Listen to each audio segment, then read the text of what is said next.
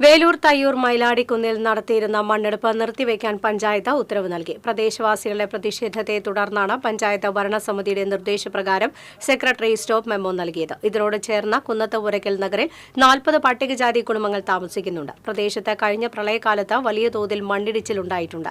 ഉരുൾപൊട്ടൽ ഭീഷണിയെ തുടർന്ന് പ്രദേശത്തുള്ള കുടുംബങ്ങളെ മാറ്റിപ്പാർപ്പിച്ചിരുന്നു.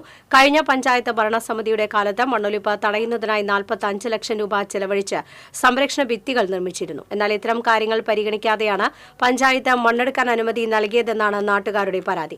എന്നാൽ വീട് നിർമ്മാണത്തിന് വേണ്ടിയാണ് ജിയോളജി വകുപ്പിന്റെ അനുകൂല റിപ്പോർട്ടിന്റെ അടിസ്ഥാനത്തിൽ പഞ്ചായത്ത് അനുമതി നൽകിയതെന്ന് സെക്രട്ടറി അറിയിച്ചു. നിലവിൽ അനുവദിച്ച അളവിൽ മണ്ണ് നീക്കിയിട്ടുണ്ടെന്ന് കണ്ടെത്തുകയും പെർമിറ്റ് കാലാവധി അവസാനിക്കുകയും ചെയ്ത സാഹചര്യത്തിലാണ് പ്രസിഡന്റ് TR ഷോബിയുടെ നിർദ്ദേശപ്രകാരം മണ്ണെടുപ്പ് നിർത്തിവെക്കാൻ സെക്രട്ടറി ഉത്തരവ് നൽകിയത്.